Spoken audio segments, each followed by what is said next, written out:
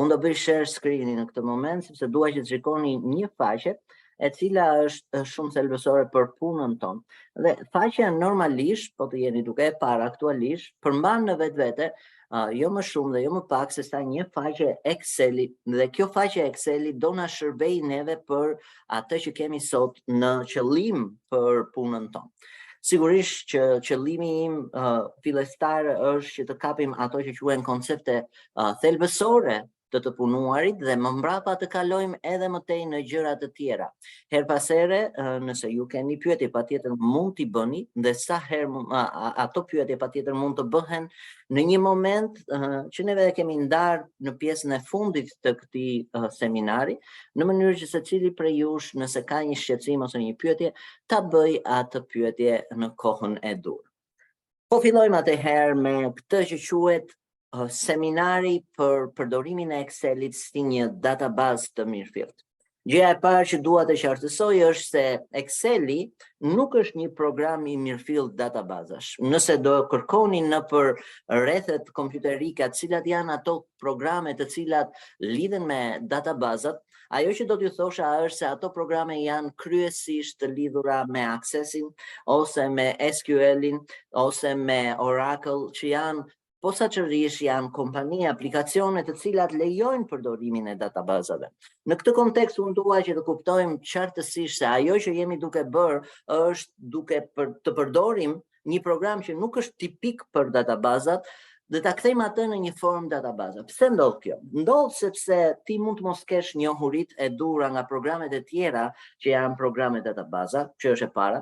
E dyta, kompania në të cilën ti je duke punuar nuk e ka mundësinë për të bler licenca për programet e tjera, dhe Excelin ti e ke ndërkohë dhe përderisa të kërkohet një punë, normalisht ti në atë punë kërkon që të vazhdosh edhe të kryesh me ato metoda që ke, nuk ke mundësi që të konsumosh metodat e tjera. E treta pastaj është edhe më i thjeshti për përdorim, më i shpejti, sepse të tjerat patjetër kërkojnë pak më tepër njohuri, pak më tepër thellim brenda tyre, dhe patjetër që të punosh me databaza më të komplikuara duhet të jesh pak dhe integruar në atë fushë. Gjithsesi, në një seminar të ardhshëm ne do të shfaqim pak se si formohet një database në Microsoft Access për shembull, që është një, le të themi, thjeshtëzim i databazave të strukturuara, por që është shumë i mirë. Por sot do të ndalemi si të përdorim Excelin si database. Në radhë parë kuptojmë se çfarë është databaza.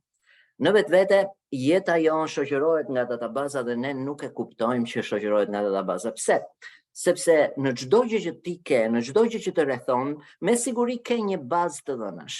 Baza e të dhënave nuk është gjë tjetër veç se një, le të themi, informacion i grumbulluar në tabela të ndryshme. Tani ne në jetën tonë nuk është se kemi tabela, ama kemi entitete që ne i dallojmë. Për shembull, në qoftë se ti shkon tek frigoriferi yt, e di se çfarë ka frigoriferi yt si gjëra, si ushqime që ndodhen aty brenda, dhe sigurisht që ajo përbën një bazë të dhënash, pra baza e të dhënave të ushqimeve që ndodhen në frigorifer. Nëse hap kartën e identitetit që ti ke, patjetër që në atë kartë identiteti ju shikoni ca të dhëna, shikoni emrin, shikoni mbiemrin, shikoni datë lindjen, vend lindjen, shikoni një numër personal, dhe me siguri që këto të dhëna në pamje të parë duken si të parëndësishme, por realisht ato ruhen të gjitha në një database, në një bazë të dhënash.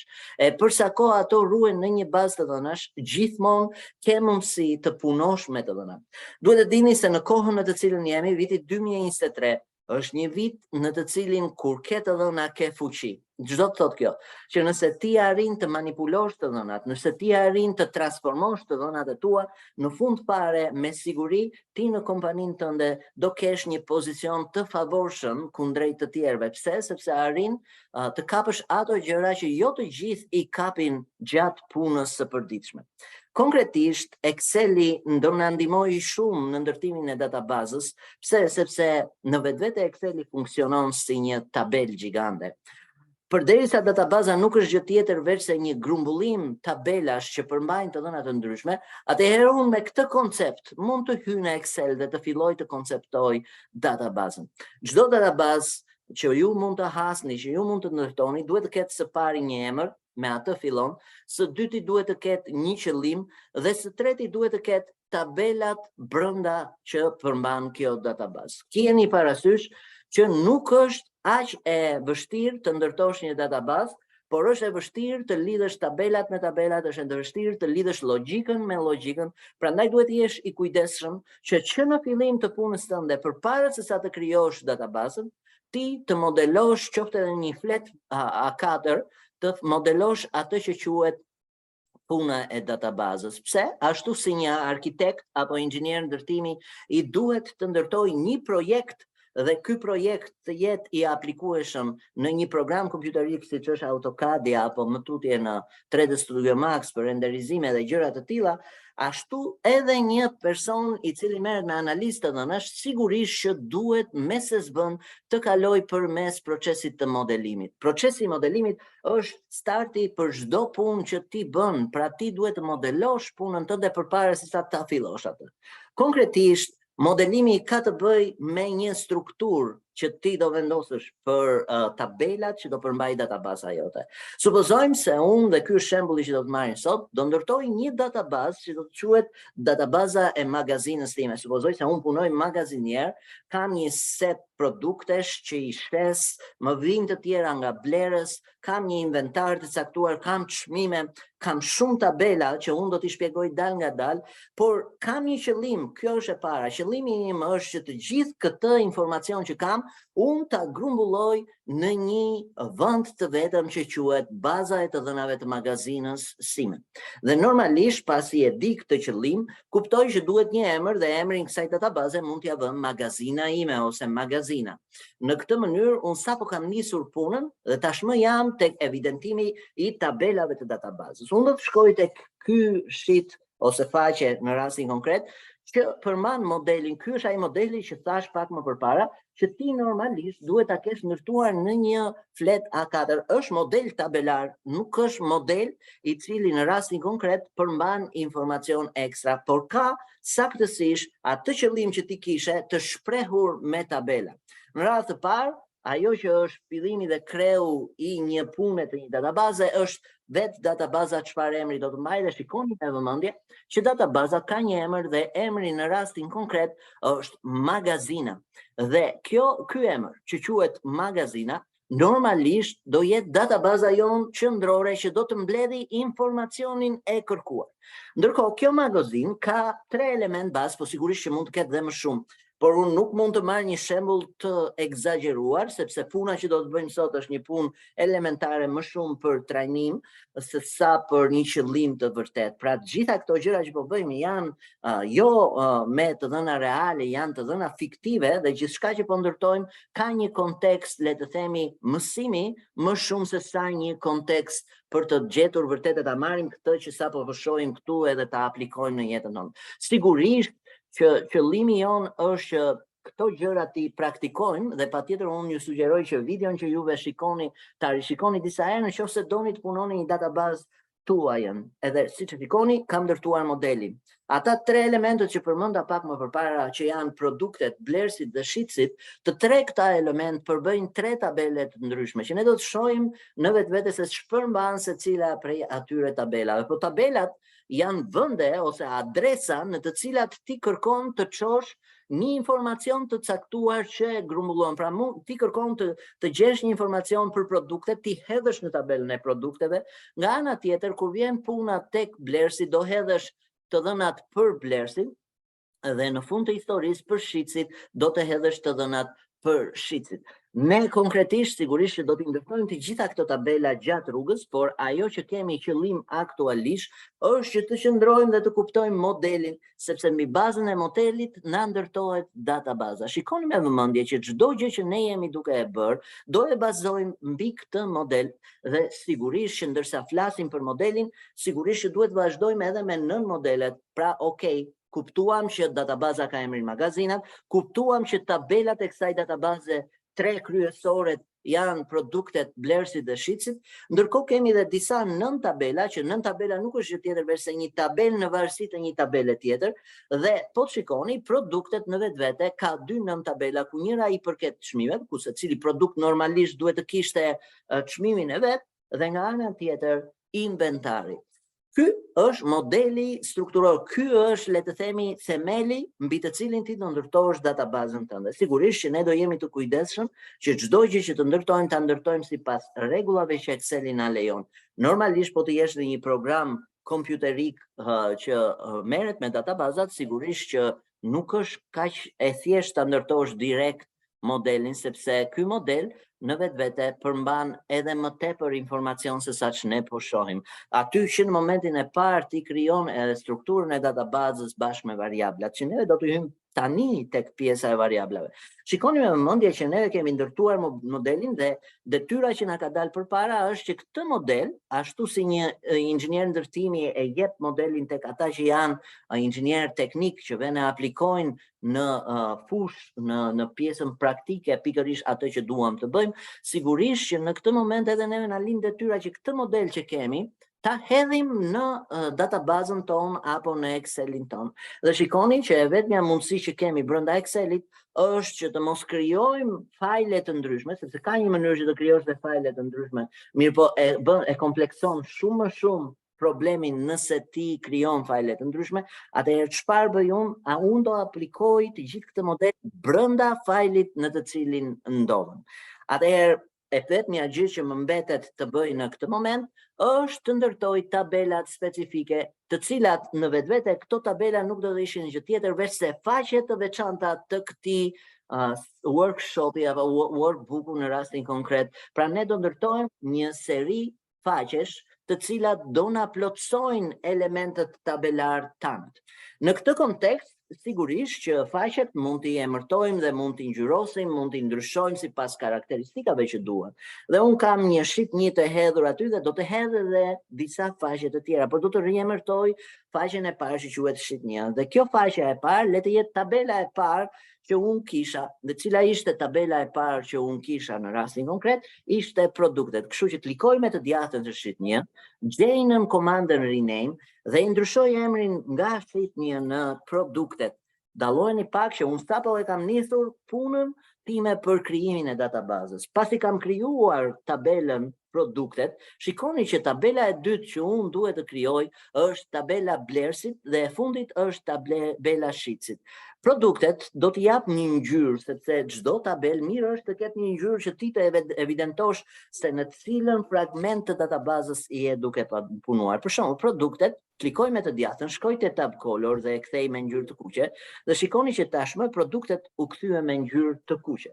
Ndërkohë, modeli im vazhdon dhe ka tabelat të tjera, do të shtoj një faqe të re dhe për ndërtimin e faqes së re, patjetër që në këtë moment unë do të jem duke krijuar një faqe të re, klikoj me të djathtën, i jap insert mënyra e parë dhe pasi i jep insert, zgjedh worksheet, i jep OK dhe shikoni që ju formohet faqja sheet 4, që ju do ta riemërtoni duke bërë double click ose duke klikuar me të djathtën dhe duke i dhënë përkatësisht emrin përkatës dhe unë do t'i jap emrin shitësit. Dhe përpos emrit shitësit, normalisht do kaloj edhe tek tabela tjetër që është Blersit. Tani tabelën tjetër do ta krijoj me këtë butonin që është butoni insert worksheet, i ngjashëm me butonin që pam pak më përpara, por që në rastin konkret është shumë i thjeshtë sepse ti vetëm klikon atje dhe pasi klikon shikoni që unë tashmë e kam faqen e re dhe këtë sheet 5-ën do ta riemërtoj, i jap rename dhe do t'i vë emrin Blerësit. Sigurisht që më ka mbetur ti ngjyros dhe ti lëviz pak tabelat e mia sepse kemi një model në rastin konkret. Modelin do e kaloj të fundit dhe mjafton të mbash butonin e majt të mouse-it dhe ta tërheqësh atë faqe që ti ke dhe e çon në fund. Jam duke ndërtuar vetëm strukturën, deri tani nuk kemi ndërtuar asgjë që quhet pjesë tabelare. Ama po hedhim themelet e kësaj databaze. Produktet do ta vendosim të parën, pra e tërheq në krahun e majt, shitësit do e lë të dytën, sipas modelit tim, sepse shitësit është e treta, kështu që më ngelet ta lëviz shitësit pas Blersit, në rastin konkret, ti ndryshoj ngjyrat përkatëse, Blersin do ta bëj me ngjyrë bojqielli, në rastin konkret, dhe shitësit do ta bëj me ngjyrë të verdhë. Shikoni që unë sapo kam ndërtuar 3 tabelat e mia që janë sipas modelit që unë po kërkoj. Patjetër që në këtë kontekst unë jam duke synuar të kap maksimalisht çdo një nga elementet përkatës të tabelave të mia. Dhe në rastin konkret, unë jam duke provuar të gjitha elementet që më çojnë në zgjidhjen përkatëse që kërkoj. Sigurisht që në kontekstin konkret më kanë mbetur edhe 2 tabela nga modeli im. Dhe 2 tabelat nga modeli im janë çmimet dhe inventari. Po këto nuk janë 2 tabela që lidhen drejt për së drejti me databazën, por në fakt vinë si në tabela të tabelës produkte.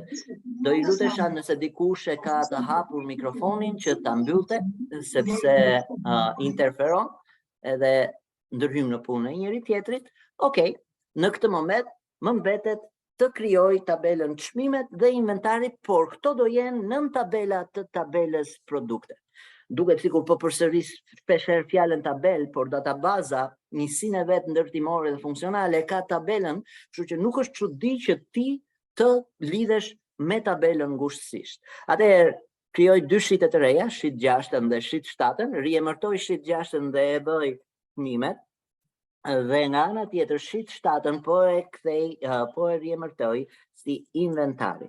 Meqense këto 2 nën tabela janë në varësi të tabelës produkte, mirë është ti vendosh pas tabelës që ato janë në varësi pra produktet, pastaj të vendos çmimet dhe inventari.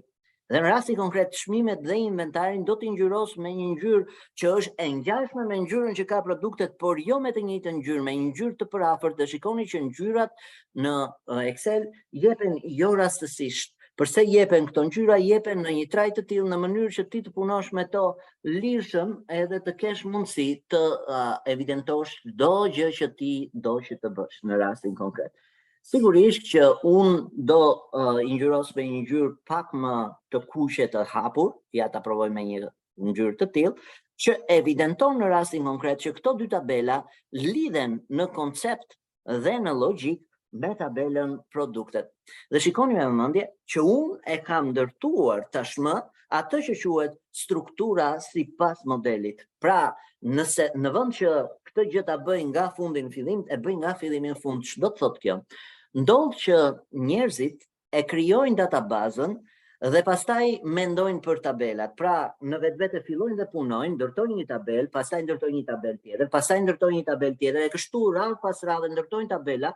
Por në vetvete databaza nuk ka një model mbi të cilin mbështetet, dhe përderisa nuk ka një model mbi të cilin mbështetet, një strukturë e cila vendoset mbi kolona të dobta ka shumë mundësi të rrëzohet dhe ti vjen një moment që nuk analizon dot të dhënat brenda tabelës që jemi duke folur.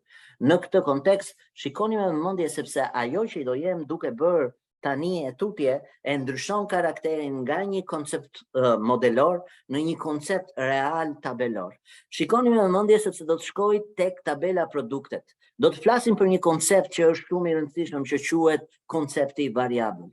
Fjala variabël nuk është shqiptare, në gjuhën shqipe është fjala ndryshore, dhe fjala ndryshore lidhet ngushtësisht me një entitet të caktuar të një tabele. Për shembull, nëse un kam kartën e identitetit, emri është një nga ndryshoret. Pse? Sepse secili prej nesh ka një emër caktuar.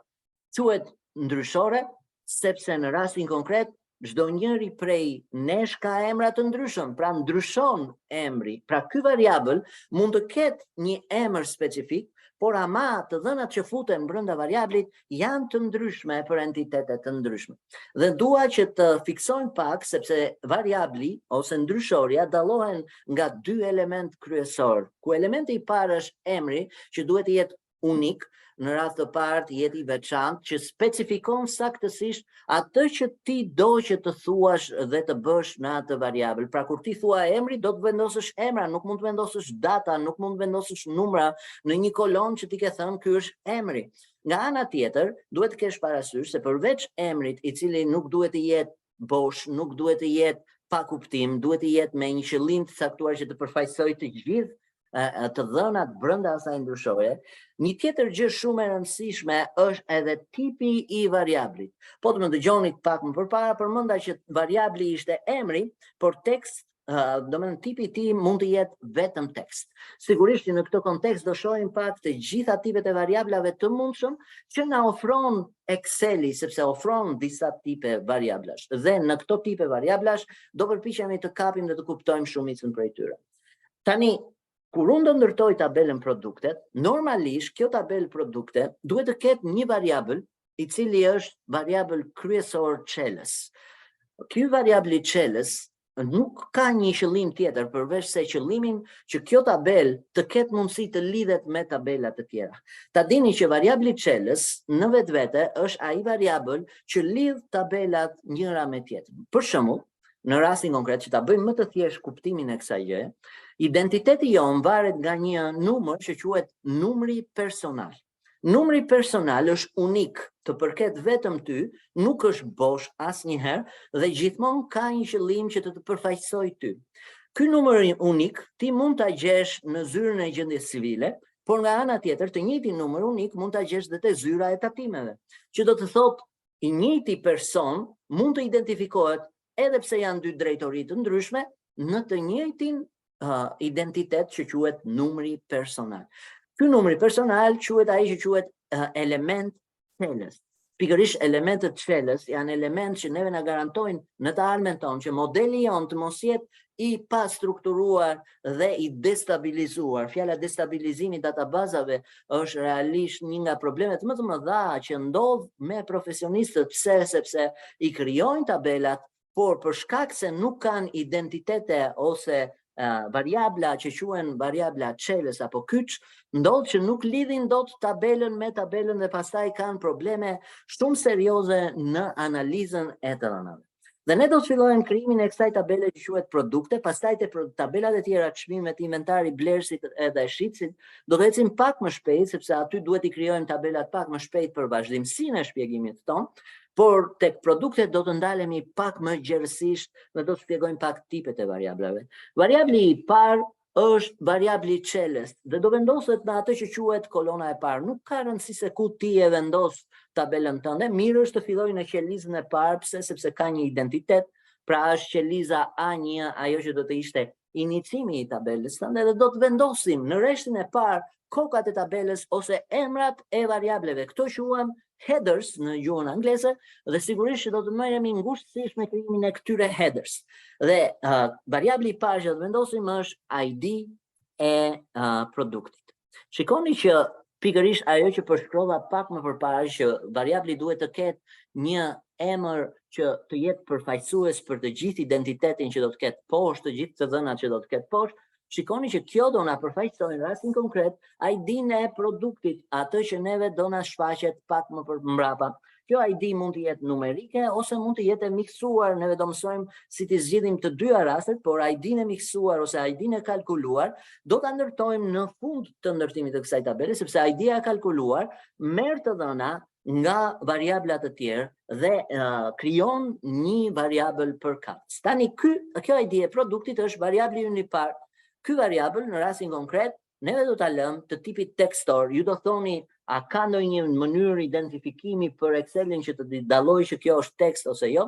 Në rastin konkret ka mënyra, por ne nuk do të ndalemi tek mënyra, thjesht do konceptojmë që ky variabël është tekst dhe patjetër unë mund të shtoj një koment për veten time që të di që ky variabël është tekst, klikoj me të djathtën, jap insert comment, shkoj tek ajo komand dhe pasi më del kjo që quhet faqja e komentit ose ajo pjesa që më bën shënimin e komentit, unë shënoj që këtu variabli është tekst. Shikoni që e ndërtova variablin e kur unë shkoj atje patjetër del variabli tekst, sepse është variabël tekst ai që dua të përdor.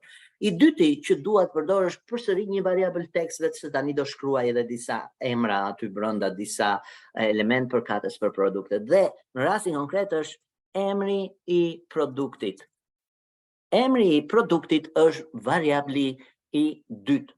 Dhe ky variabël do përmbaj disa emra produktesh. Supozojmë se jemi në një magazin që përmban disa element mekanik, supozojmë se ka rondele, tubo, gjëra të tilla, nuk ka rëndësi. Ju mund ta ndërtoni databazën sipas qëllimit tuaj, mund të jeni duke folur për produkte të tjera, mund të jeni duke folur për klient, mund të jeni duke folur për prodhim, mund të jeni duke folur për çdo qëllim që doni. Mjafton që të ndiqni rregullat kryesore të ndërtimit të databazës. Pra jemi duke ndërtuar variablat e tabelës produktit dhe jemi tek emri i produktit. Këtu do të vendosim disa emra produktesh, supozojmë se do të vendosim rondele, që është njëra nga produktet, pra jemi rondele, vida, check-it, ose jo check-it, marrim këtë po themun makineri, vazhdojmë më tutje pinc edhe e lëm kaq, se nuk duam të ndërtojmë pafundësisht produkte. Pra kemi dhënë një emër produkti, kemi dhënë edhe nga ana tjetër disa element përkatës për këtë produkt që neve kemi në rastin konkret ky variabël. ID-t e produktit, neve I vendosëm tekst, po sigurisht që unë e vendosa tekst më shumë për qëllimin që do të kemi në fund, por në rastin konkret një mënyrë e thjesht për të ndërtuar ID-t dhe ti të mos merresh me to në mënyrë të vazhdueshme, është vendosësh numri 1 në rekordin e parë ose në të dhënën e parë që shkron dele dhe pastaj të ecësh me +1 në çdo element tjetër, pra I bie e para +1 dhe shikoni me vëmendje që unë nuk kam nevojë të shkruaj, mjafton të shkoj dhe të bëj drag bëhet duke e çuar mausin te kjo që është nyja e zezë në pjesën fundore djathtas dhe pastaj ti e lëshon e rëshqet në pjesën e poshtme dhe përkatësisht ID-ja e produktit shfaqet për të gjithë produktet tona. Pra kemi gjetur ID-n e produktit, kemi gjetur emrin e produktit, tani lind pyetja dhe normalisht është variabli tjetër që është variabli tipi. Shikoni pak me vëmendje sepse ky variabël nuk është më një variabël tekst, po do të njohim një variabël të një tipi tjetër që quhet variabli list. Pra, tani në vend që të kemi thjesht një tekst të vendosur nga ana jon, në fund fare do të kemi një listë ku ne mund të zgjedhim nga ajo listë një ose më shumë produkte, po neve do të zgjedhim një, do ta ndërtojmë në këtë trajt sepse duam të ecim me atë që është më thjesht përpara se të kalojmë tek ajo që është më vështirë. Dhe supozojmë se tipet do I bëjmë të thjeshta për të gjitha këto, le të jenë I but, I fort dhe I mesëm, pra rondele të buta, të forta, të mesme, sipas tipit të çelikut që kanë në përëndësi. Nga ana tjetër, edhe për vitat dhe për makineritë dhe për pincat, e thash që gjithçka do të jetë fake, do ta mbajmë këtë koncept, sepse më shumë kam qëllimin të kuptojmë se çfarë është ky tip variabli, se sa në vetvete se si do e kem rezultatin në të dhënat e mia. Dhe mënyra se si ndërtohet një variabël I tipit list nuk është ndryshe përveç se të shkosh tek elementi që ti kërkon të bësh një variabël list, pra poshtë variablit tipi që është emri përkatës, qeliza C2 dhe mundësisht selektoj të gjitha ato që ti do të bësh listën përkatëse, dhe lista duhet të përmbajë gjitha ato elementë që ti do. Në rastin konkret e selekton dhe pasi e selekton shkon te komanda data dhe pasi shkon te komanda data shikoni me vëmendje që te komanda data dalin disa nën komanda dhe midis atyre nën komandave është një nën komandë që quhet data validation që ti e klikon. Kur e klikon atë komandë, të del një dritare dhe kjo dritare është dritarja që ti do të hedhësh listën tënde. Në rastin konkret ajo lejon çdo lloj vlere, ama ne do t'ja ndryshojmë karakteristikat përkatëse, sepse duke vajtur te kjo që thot any value dhe të zgjedh pikërisht atë variabël që unë po përmendja që quhet list, që është njëra nga tipet e variableve, tani ajo mua më kërkon një listë dhe listën unë mund ta shkruaj te kjo që quhet source ose burimi. Source-i mund të dalë në dy forma. Radh parë, forma e parë dhe më e thjeshtë, por më e vështira për t'u edituar është forma manuale ku ti hedh gjithçka në rastin konkret këtu, pra thua I but, presje, I mesëm, presje, I fort. Elementet e listës ndahen nga njëri tjetri, po ta shikoni me presje. Pra, në qoftë se unë klikoj OK, shikoni me vëmendje që tashmë tek variabli tipi në çdo një prej qelizave që unë kisha selektuar, po jo tek ato që nuk kisha selektuar. Shikoni te qeliza C6 nuk më ka dalë gjë, ama te qeliza C5 më ka dalë dhe në rastin konkret, po të shikoni, ka një element që quhet elementi drop down. Drop downi nuk është gjë tjetër veç se një ascensor që kur ti klikon tek ai të nxjerr pikërisht elementet e listës tënde I but, I mesëm, I fort. Dhe ti mund të zgjedhësh përkatësisht atë që dëshiron. Sigurisht që ky është forma e parë, le të themi, e evidentimit të variablave text list, por nga ana tjetër ka një formë të dytë e cila është më komode, të lejon ty të punosh më mirë me modelimin dhe në rastin konkret është të adresosh listën tënde në një faqe specifike. Shikoni që në listat e tabelave tona ose modeli jon fillestar kemi produktet, kemi çmimet, kemi inventarin, blerësit, shitësit, por sugjerohet që sa herë ti ndërton një databazë, të krijosh dhe një faqe e cila realisht nuk ka lidhje direkt me modelin, është indirekte, e cila mund të ndërhyjë në të gjitha tabelat e tua. Dhe kjo faqe e re që klikohet është me emrin drop down. Klikoj me të djathtën, jap rename dhe e vendos drop down, dhe në rastin konkret ngjyrën e këtij drop downit le t'ja jap me një ngjyrë, le të themi gri, që të duket pak e evidentuar. Shikoni që drop downin e vendos pas sfidit. Sigurisht që drop downi nuk është pjesë thelbësore e databazës, ama është pjesë indirekte. Është ai vend në të cilën ti do të ruash listat e tua, dhe më besoni që gjatë punës tuaj do të përballeni me shumë lista, të cilat mund të jenë të ndryshueshme, shefat tuaj mund të kërkojnë të ndryshoni tipe, të ndryshoni kompani, të ndryshoni cilësi e gjëra të ngjashme, dhe ti nuk ke pse të shkruash gjërat manualisht, kur mund t'i bësh në një faqe që quhet faqja e listave e gjithë ndryshimet përkatëse. Mbani mend që te kjo tabela produktet neve vendosëm këtë variabël që quhet tipi, i cili e morëm tek data validation dhe i vendosëm te sursi i but, i mesëm, i fort. Por nga ana tjetër, këtë gjë që sapo bëm, burimin, mund ta bëjmë të dalin në mënyrë automatike. Shkon tek faqja drop down dhe aty në qelizën A1 vë pikërisht variablin që ti kërkon, tipi, dhe poshtë emrit të variablit, në rastin konkret, vë të gjitha elementet që ti konsideron për evidentimin e listës tënde. Dhe po themi i but, pastaj zbresim poshtë, i mesëm, i fort, dhe po shtoj edhe një tjetër që është shumë i fort. Shikoni pak me mendje, sepse tani kam shtuar atë që quhet lista ime e parë, dhe në fakt nuk ka nevojë për formatim, sepse unë e kuptoj shumë drejt, mjafton të bëj pak bold vetëm headerin që të kuptoj që headeri realisht nuk është element i listës, por çdo pjesë që është poshtë emrit të variablit është element i listës. Dhe tani shkoj tek produktet, që është tabela ime, dhe i selektoj përsëri të katërta këto qeliza ku do të aplikohet kjo listë, shkoj te komanda data, shkoj te nën komanda data validation, e kam të zgjedhur listën sepse unë e kisha bërë manualisht, në vend që sursin ta lë manual, tani do të klikoj te kjo shigjeta e kuqe që ju e keni aty dhe e shikoni, dhe në rastin konkret pasi klikoj tek ajo më kërkon një adresë që mund të jetë e futur manualisht siç është rasti konkret, ose po ta fshish dhe të japësh shenjën barazim, tashmë mund të shkosh në njërin prej faqeve të tua dhe të zgjedhësh listën tënde. Por neve e kemi krijuar faqen ku kemi listën tonë,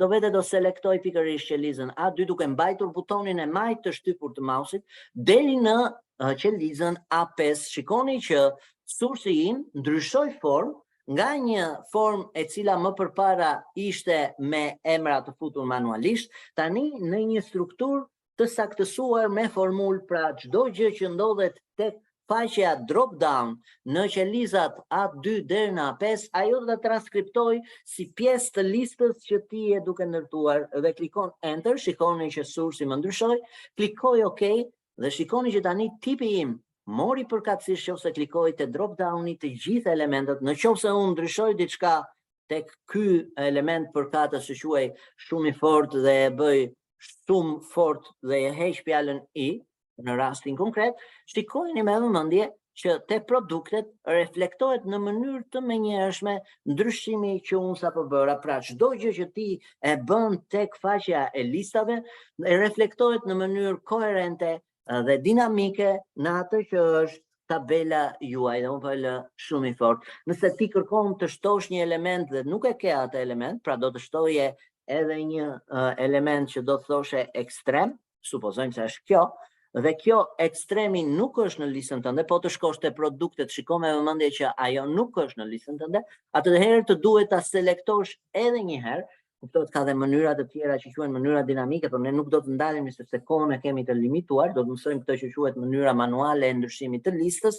Dhe mënyra manuale e ndryshimit të listës është shkon tek tipi, selekton komandën data, shkon te nën komanda data validation, dhe aty ku e ke drop downin A2 deri në A5, mund ta ndryshosh manualisht dhe ta bësh A2 deri në A6, dhe shikoni që e merr edhe ekstremin si pjesë të listës po të klikoni në rastin konkret.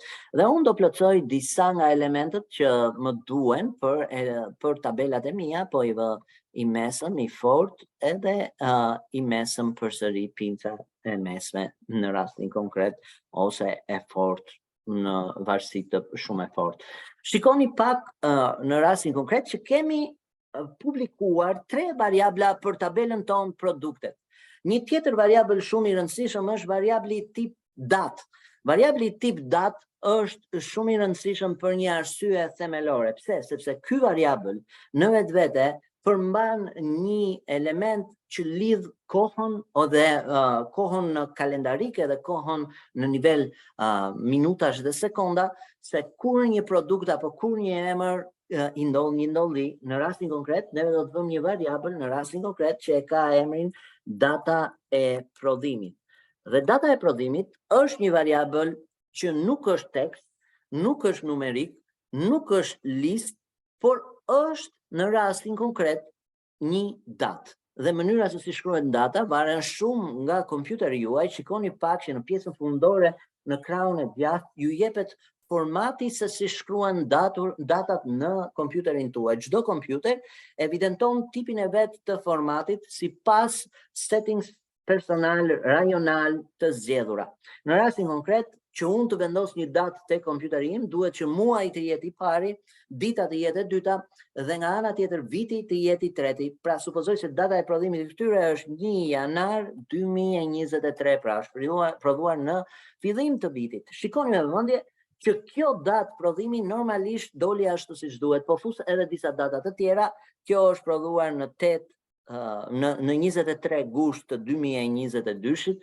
Kjo tjetra makineria që nuk e dim çfarë është, por një makineri çfarëdo është prodhuar në shtator, në 20 shtator të 2022 dhe pinca në rastin konkret është prodhuar në korik, në 7 korik të 2022.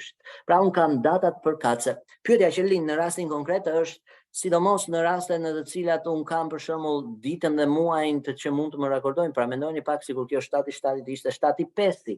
Dhe ti nuk e dallon kush është muaji dhe kush është viti. Dhe do që ti ndryshosh formatin pikërisht kësaj që quhet datë, variabli datë. Për të ndryshuar formatin e variablit datë në rastin konkret ti selekton të gjitha ato elementë që përmbajnë datat e tua, shkon te komanda home dhe në rastin konkret keni një pjesë që quhet pjesa formatimit numerik, ose mënyra e dytë është kliko me të djathtën se selektimi yt dhe ke një nën komandë që quhet komanda format cells. Dhe pasi klikon tek një nën komandë të del një dritare dhe në këtë dritare po të shikoni ajo që ju del e para është tipi i formatit. Dhe tipi i formatit në rastin konkret është ajo që përcakton entitetin tuaj. Shikoni që unë kam zgjedhur pikërisht datën sepse jam në një variabël datë dhe tani duke zgjedhur pikërisht njërin nga tipet e kalendarësh. Shikoni që ka tipe të ndryshme kalendarësh. Në rastin konkret unë kam vetëm 2 të instaluar, por mund të keni edhe më shumë. Është kalendari gregorian.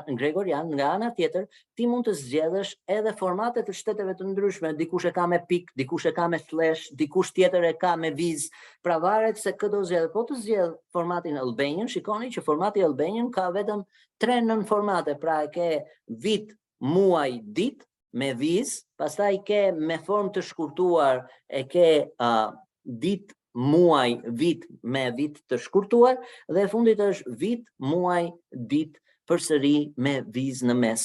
Dalloni që unë mund të zgjedh këtë format, por mund të shkoj edhe të formate që janë më të përdorshme, për shembull tek anglezët ose amerikanët. Në rastin konkret shikoni ka edhe formate shumë më të zgjeruara në kontekstin e përdorimit. Pra dallohet që ka më shumë se sa ka. Dhe nëse unë vetë edhe zgjedh njërin prej tyre, për shembull këtë, dhe klikoj OK, shikoni me vëmendje që mua në rastin konkret kjo më jep saktësisht datën e prodhimit, që sigurisht kjo është në gjuhën angleze. Normalisht më e mira që do të doja të përdorja, nëse shkoj tani me komandën e thjeshtë, jap një short date që duhet të jetë në listën e format cells dhe tek format cells të gjesh pikërisht atë format që quhet formati short date, ja tek është 14 viz marr, në vend që të shkruhet e gjithë muaji, zgjedh vetëm shkurtimin e muajit dhe shikoni që të gjitha elementët tonë kalojnë në element numerik, por të ndara me viz dhe në rastin konkret, kjo përfaqëson një datë. Jo në pak raste, kur ti shkruan një datë, ty mund të të dali një numër në Excel. Dhe po shpjegojmë dhe disa koncepte që quhen koncepte bazike, ndërkohë që shpjegojmë edhe konceptet databazës. Jemi duke ndërtuar një databazë dhe dal nga dal do ecim me të gjitha elementet databazës, po mbarojmë me tabelën e parë, do bëjmë një variabël tjetër, besoj, dhe me atë variabël do ta mbyllim, dhe në rastin konkret unë për datën e prodhimit kam evidentuar saktësisht të dhënat e mia, por juve mund t'ju dali edhe na juaj në një trajt të tillë, për shembull T-Health 44566 mund t'ju dali në këtë trajt 44566 mund t'ju dali si një numër. Pra, supozoj se ti ke këto data dhe tani do t'i kthesh si numër, shikoni që ato dalin të gjitha si numra që janë të çuditshëm. Nëse ju i keni në këtë trajt që ju shfaqen si numra, ta dini që arsyeja pse del numër është sepse vetë Exceli bën një diferencë me datën 1/1900 dhe diferencën e përkthen në ditë. Pra, supozojmë se sot jemi në 28 shkurt 2023, në qoftë se unë bëj diferencën me datën 1 janar 1900, realisht numri do më dali diku tek 44.900 diçka, mund të vej edhe 45.000, sepse realisht atje shkon. Ja po ta shkruaj datën që ta shikojmë se si do dukej, është 2/28/2023, po ti ndryshoj formatin dhe ta kthej nga date ta kthej në number, shikoni që është 44.985 saktësisht është ajo diferencë që ju përmenda. Po për t'i kthyer formatet të tilla që ndonjëherë ju dalin numerike dhe ti thua unë kam datë pse duhet të jetë numerike, atëherë mjafton ti selektosh dhe të shkosh e të zgjedhësh një format datë të tipit short date ose long date, varet këdo të bësh. Provojmë long dating që të shikoni edhe një evidentim tjetër që është po aq i bukur sa ky, sepse ky të jep edhe ditën në të cilën ndodhet, pra të thotë që 1 janar i vitit 2023 është e diel, do zbulosh ditëlindjen tënde, mjafton të vesh dhe ta ndryshosh. Ne po punojmë për tabelën produkte, po në rastin konkret unë dua ta ndryshoj për veten time dhe të supozoj se unë dua të zbuloj se kur kam lindur, unë kam lindur në 20 prill 1986 dhe mund të shkruaj 4/20/1986 dhe shikoni çfarë dite ka qenë ajo ditë kur unë kam lindur dhe secili mund të bëj prova tek vetvetja për të zbuluar kur ka lindur vet dhe ka qenë e diel 20 prilli i 1986. Gjitha këto janë artifica që mund të bësh me të dhënat e tua.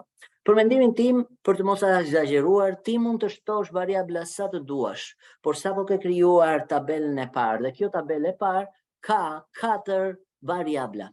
Këto 4 variabla mund t'i bësh bold që të evidentojnë saktësisht elementin e ndryshoreve brenda variablave të tua, ndërkohë që të dhënat brenda variablave janë siç duken të ndryshme.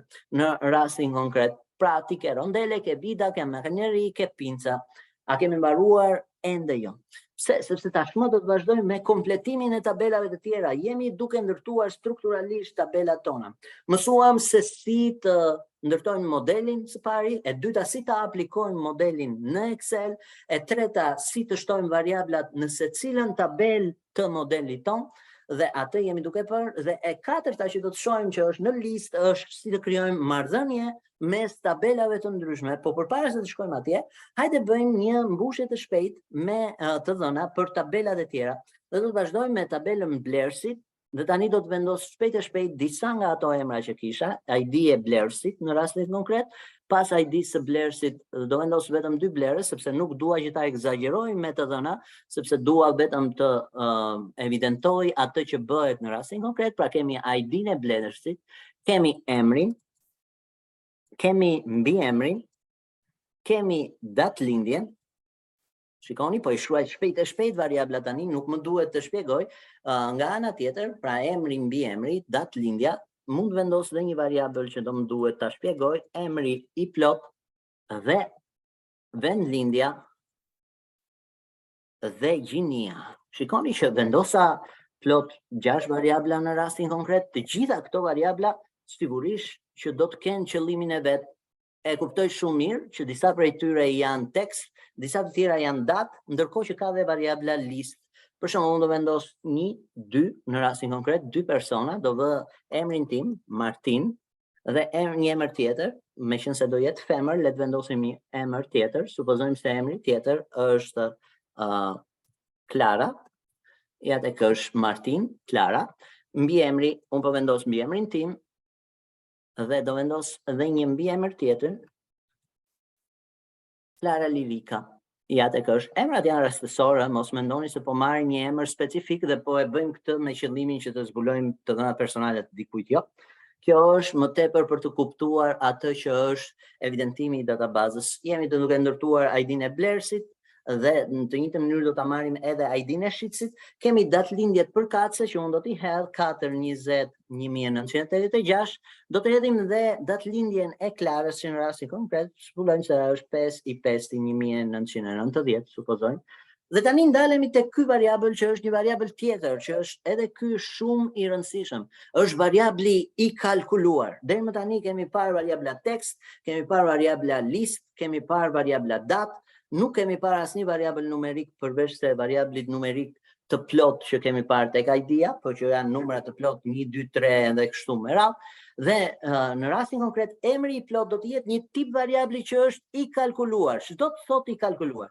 Do të thotë që unë mund të marr informacion dhe në rastin konkret këtë informacion të vete dhe ta çoj në një nga elementet përkatës dhe ta përdor sipas strukturës time. Dhe emri i plot, çfarë do bëj? Do më marri emrin tim të pjesshëm dhe mbiemrin tim dhe do mi bashkoj.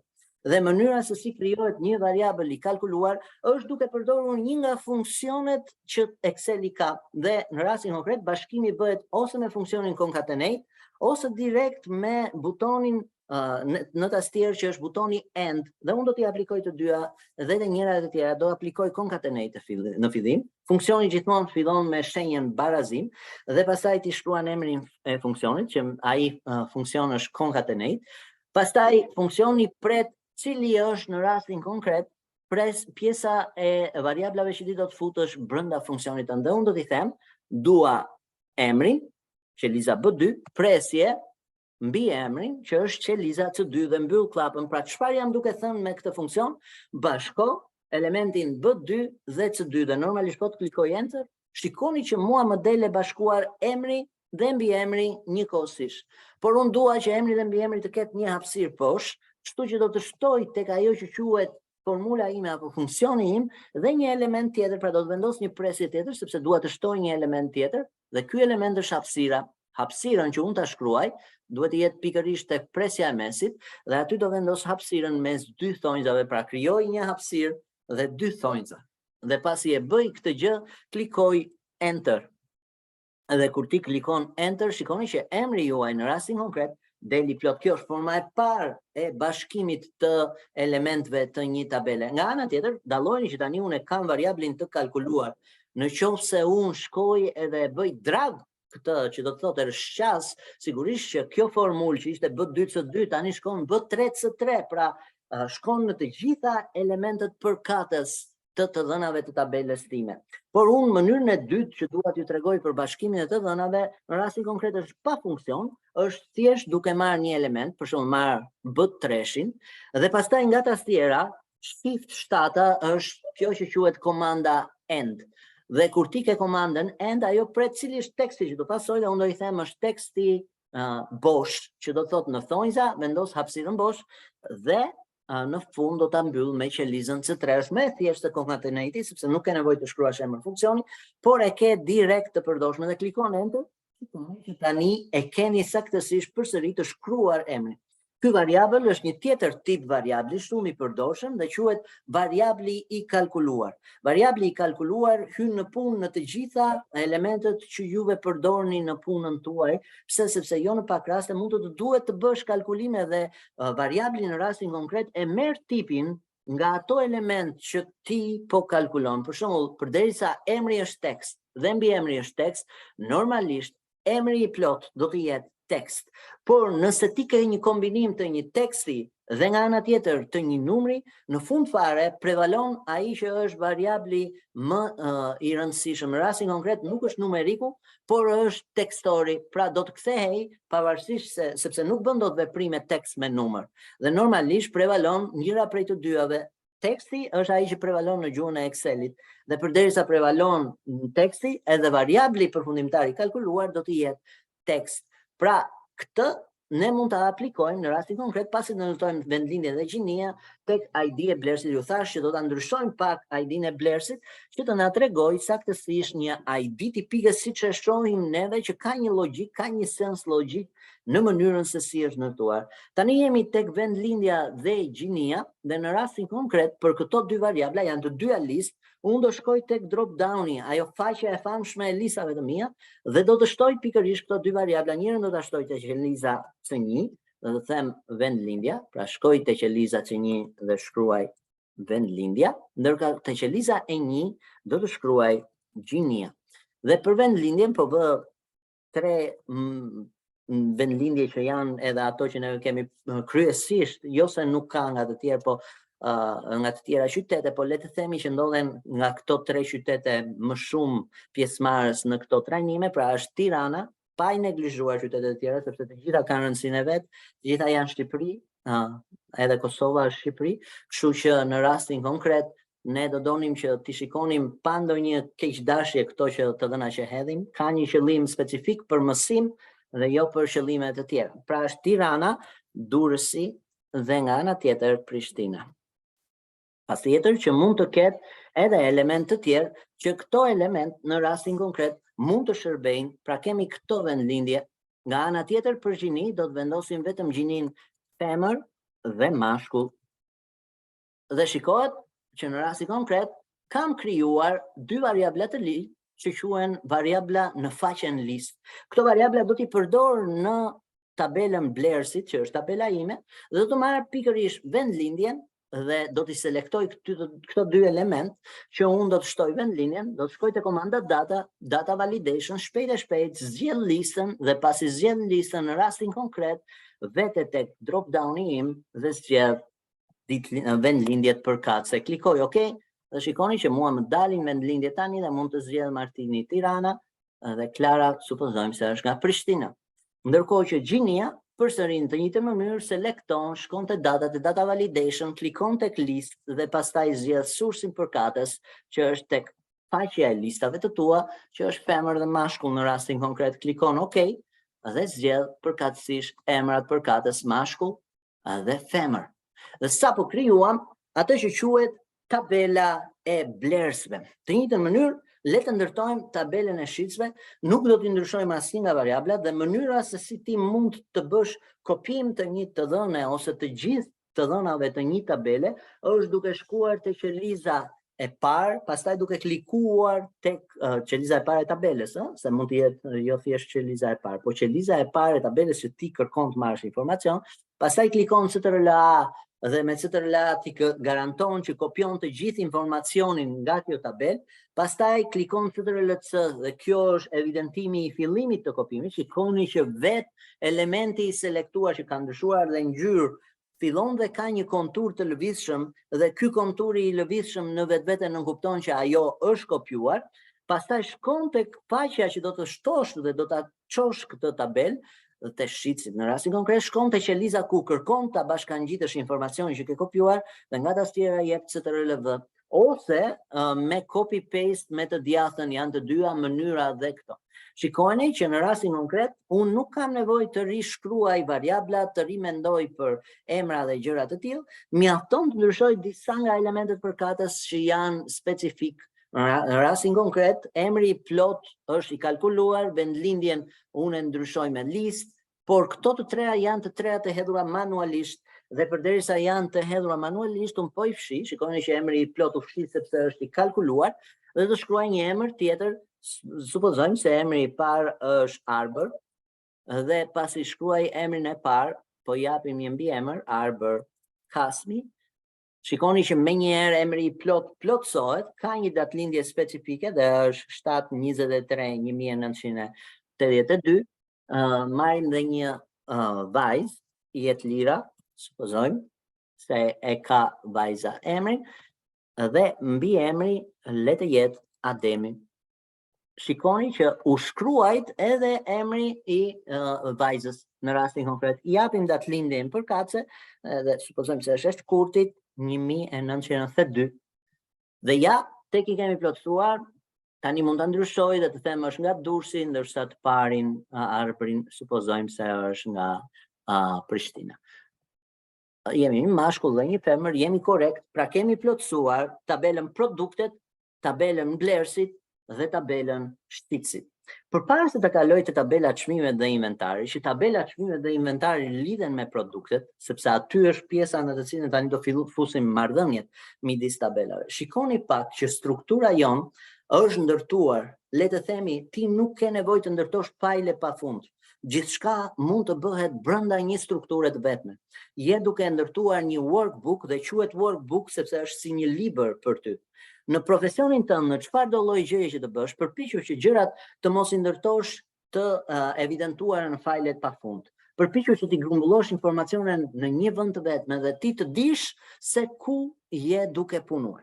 Dhe në rastin konkret, neve kemi ndërtuar tabelën produktet, tabelën mblerësit dhe tabelën shitësit, ku secila prej tyre ka ID-n përkatëse dhe këtu bëjmë mirë t'ia ndryshojmë, meqense jemi të shitësit, këta ID-n nga ID e mblerësit në ID-n e shitësit.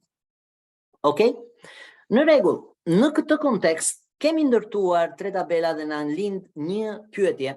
A mundem që unë ngrita që në fillim, a mundem që unë këtë ID-n ta transformoj nga një ID numerike në një ID tekst të kalkuluar?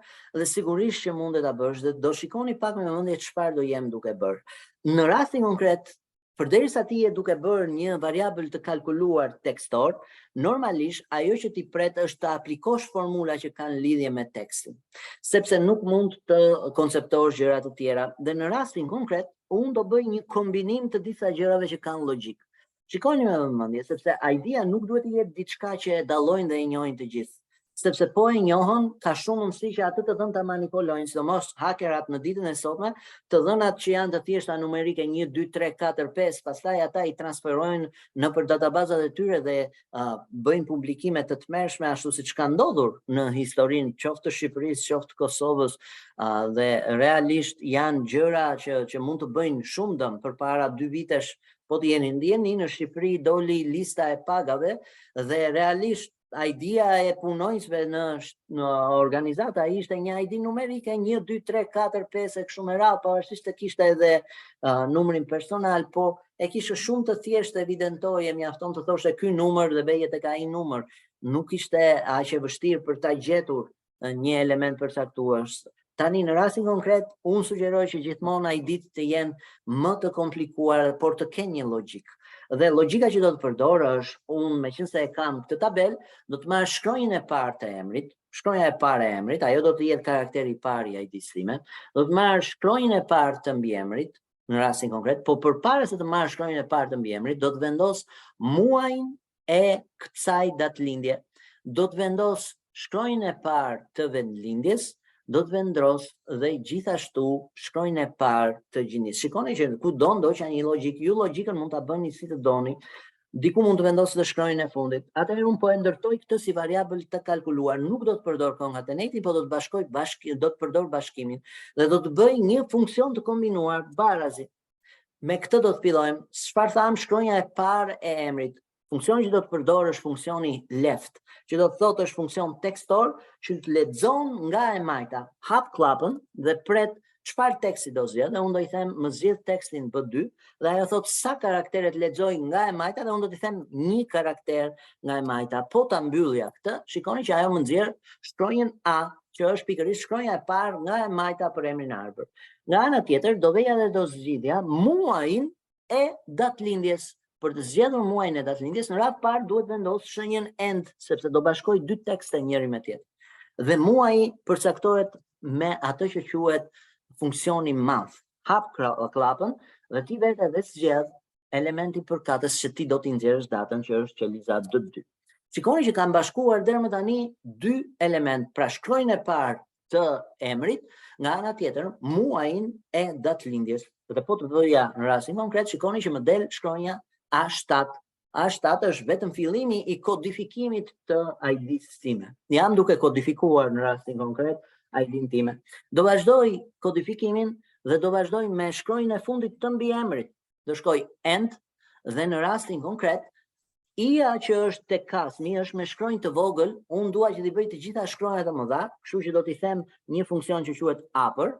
Upper do të thot me shkronja të mëdha, lower do të thot me shkronja të vogla, dhe proper do të thotë që shkronja e parë të jetë e madhe, gjithë të tjera të vogla, pasi të jap upper, do të hap klapën dhe në vend që të shkruaj tekstin, tani do të marr shkronjën e fundit të këtij emri të plot ose të mbiemrit që është një lloj.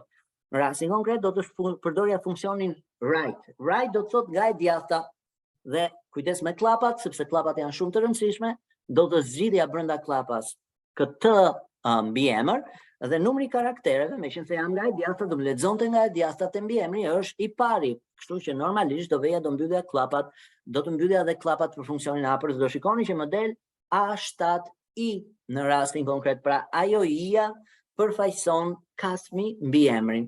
Nga ana tjetër, vazhdoj më tej dhe do ndërtoj shkronjën ose më saktë 3 shkronjat e mesit të vendlindjes në rastin konkret. 3 shkronjat e mesit të vendlindjes, hajde i bëjmë bashkë, and do të thosha dhe do përdorja funksionin mid, që është funksion që lexon brenda një teksti, është funksion në mes të tekstit, nëse lefti është në të majt, righti është në të djathtë, mid është në mes.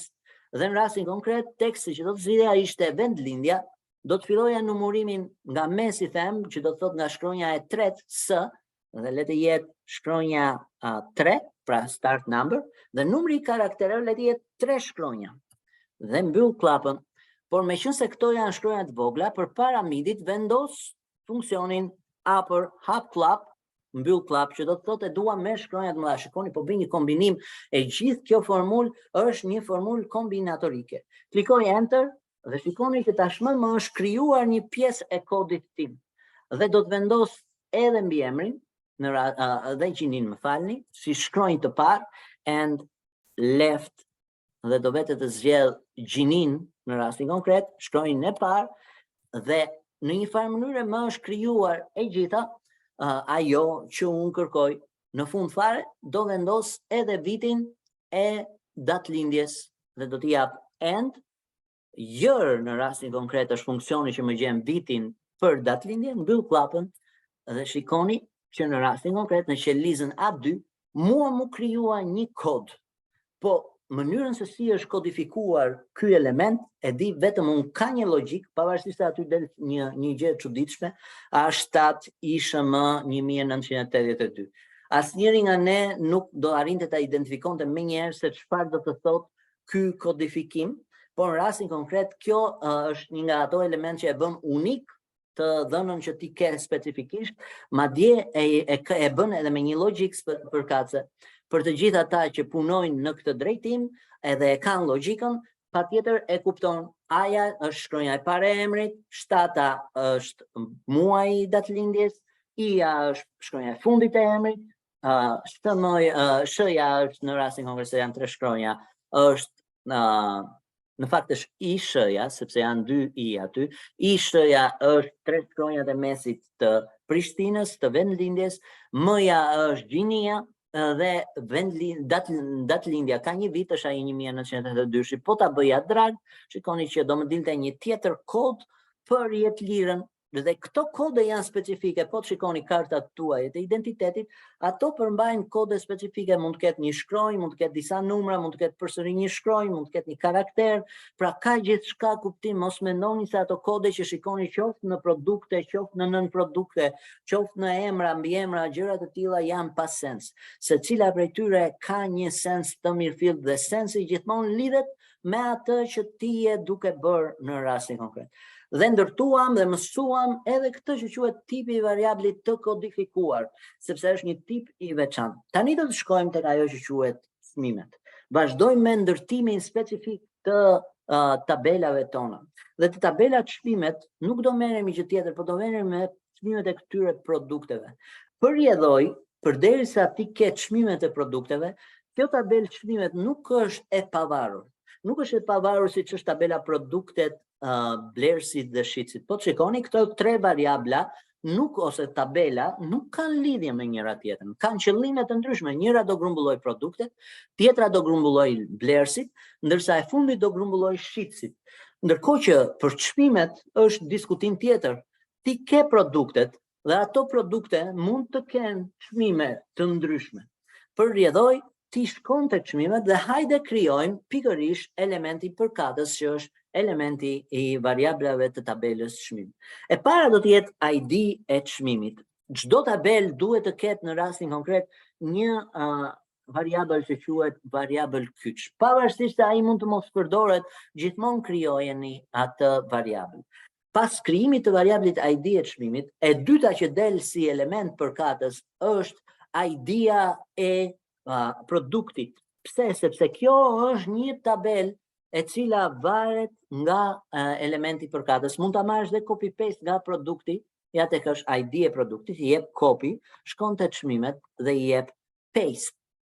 Edhe shikoni me vëmendje që tani un kam një tabel në të cilën kam ID-n e çmimit tim, kam ID-n e produktit në rastin konkret dhe pas ID-s së produktit ajo që më vjen është sasia, sa sasi kam, dhe në fund fare për ta mbyllur tabelën, për ta bërë më të thjeshtë dhe për të mos ta komplikuar shumë, le të vë çmimin dhe bëj dhe një variabël të kalkuluar që të them totali.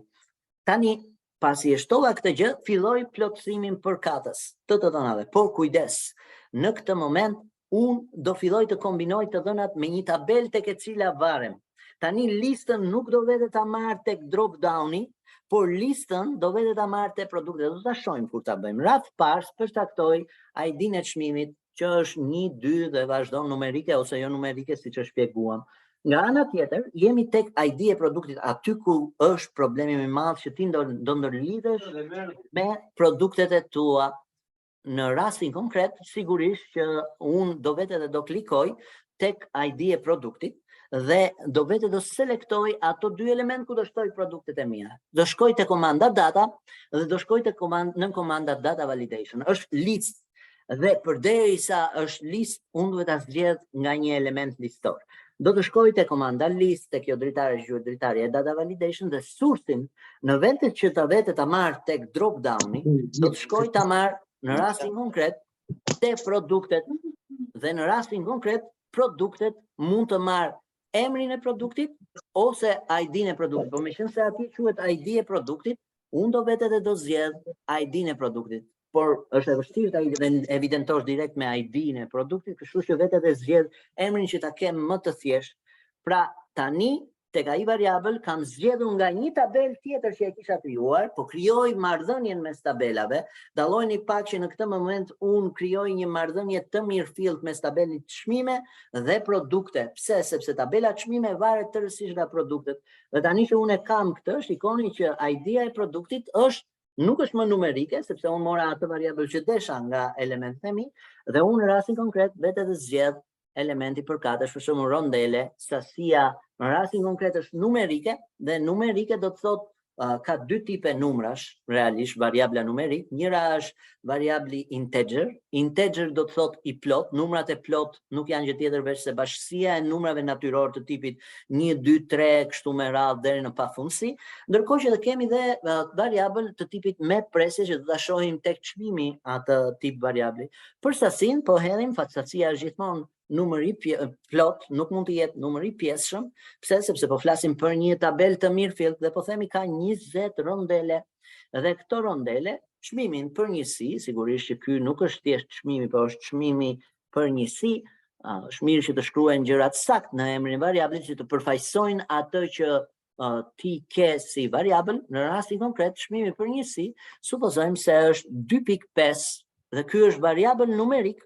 Në rastin konkret, që është i tipit me presje 2.5, normalisht mund të jetë 2.53, shikojeni pak me vëmendje që ju jep garancin sa shifra doni të tregoni dhe jo. Mënyra se si tregohen shifrat në mënyrë të shkurtër është duke shkuar te komanda home dhe keni këto presjet që i zvoglojnë numrat pas presjeve ose i shtojnë numrat pas presjeve. Nga ana tjetër, nëse çmimi për njësi e ke mbi 1000 dhe do ta shfaqesh në një trajt të tillë, supozojmë se kam 1200, shikoni se si shfaqet numri 1200.00, po dua të dalloj edhe mishet ku janë, vendos këtë presjen dhe në momentin që unë vendos presjen, ja tek e vendosim presjen, shikoni që ajo bën ndarjen thyesore të asaj që quhet mishja, pra është 1200. E përpos kësaj, çmimi i njësi mund të ketë edhe një njësi monetare, valutë, që ti mund të duash ta bësh euro, mund të duash ta bësh dollar, e zgjedh si të duash. Listat e thjeshta i ke pikërisht te komanda home, vetë dhe klikon aty dhe shikoni që keni disa nga ato që janë më të përdorshme, që është dollari, poundi, euro dhe huani kinez që janë më të përdorshme. Ne supozojmë se do zgjedhim euron dhe shikoni që tashmë çmimi për një si mori një term spërkatës që quhet termi valutë. Dhe unë mund ta ndryshoj këtë termin valutë në çfarë do lloj forme të dua, mjafton të shkoj te format cells dhe te tipi i numrave, zgjedh accounting dhe këtu kam simbole të ndryshme, qoftë për euro, po të zbres poshtë ka dhe elemente të tjerë, nuk është vetëm euro, ka element përkatës sipas njësive që ti kërkon. Dhe pasi e bën këtë gjë, normalisht e fundit që ti do të aplikosh është totali. Dhe totali do të ishte një variabël i kalkuluar që nuk është tjetër veç se sacia shtumëzuar për çmimin për njësi. Pra, këto janë çmimet, le të themi, por që ti ke bërë një blerje në rastin konkret. Në qoftë se ti kërkon ta lidhësh këtë tabelë që quhet tabela çmimet, po mund t'i vësh edhe një emër tjetër, se ne i kemi vënë tabela çmimet, por mund të jetë tabela rename, po ja ndryshojmë, porosit. E kupton, kjo është një tabelë tjetër që është po aq e rëndësishme. Dhe supozojmë se do të shtosh edhe blersin, dhe blersin do që ta shtosh para produkteve. Dhe unë po them këtu në rastin konkret, idea e blerësit, që të themi në rastin konkret. Shikoni me vëmendje që idea e blerësit do të merret në rastin konkret nga tabela e blerësit. Dhe unë do të shkoja, do të selektoja përkatësisht dy elemente që do kenë ID-n e blerësit, do të shkoja te data validation, do të zgjidhja list. Tani listën nuk kam pse të shkoj te drop downi sepse e kam te blerësit, dhe do vetë të zgjedh emrin e plot, që është një nga variablat përfaqësues të tabelës blerësit. Dhe unë klikoj OK dhe shikoni që në ID-n e blerësit përkatës më dalin pikërisht emrat që unë kam zgjedhur nga blerësit. Pra, krijova një lidhje dy fishe. Nëse më përpara e kisha lidhje një fishe, e kisha me një tabelë që ishte vetëm tabela produktet, tani bëra një lidhje dy fishe edhe me tabelën blerësit dhe zgjedh njërin nga blerësit. Pra, Martini ka bler rondele, 20 rondele me 1200 euro, çmimi ekstrem, po e marrim sikur është 0.25 çmimi euro. Dhe në fund fare ka shpenzuar 5 euro për rondele, ndërkohë përsëri Martini, supozojmë se ka bler përsëri diçka tjetër dhe në vend që të kishte bler rondele, ka bler vida, ka bler 2 vida, i ka bler me çmimin 0.5 euro dhe shtojmë sa është totali, mjafton t'i bëj drag formulës dhe ajo do më nxjerrë totalin, në rastin konkret që është 1. Kjo që doli pa format, për ta kthyer në formatin që ti e kërkon, mjafton të klikosh tek një qelizë që ka një format të përcaktuar, shkon te komanda home, klikon te komanda format painter, që do të thotë ti i merr formatin asaj qelize dhe kliko tek ajo qelizë që do t'i japësh formatin përkatës. Shikoni që mori formatin që kishte atje sipër pa të dashur ty të bësh modifikime tek komanda home. Sigurisht që unë mund të vazhdoj me punën time dhe të shtoj një blerës tjetër në rastin konkret, por dallohet që nuk e kam elementin, për ta shtuar elementin mjafton t'i bësh drag, kjo do të nxjerrë emrin përkatës, unë do zgjedh Klara në rastin konkret.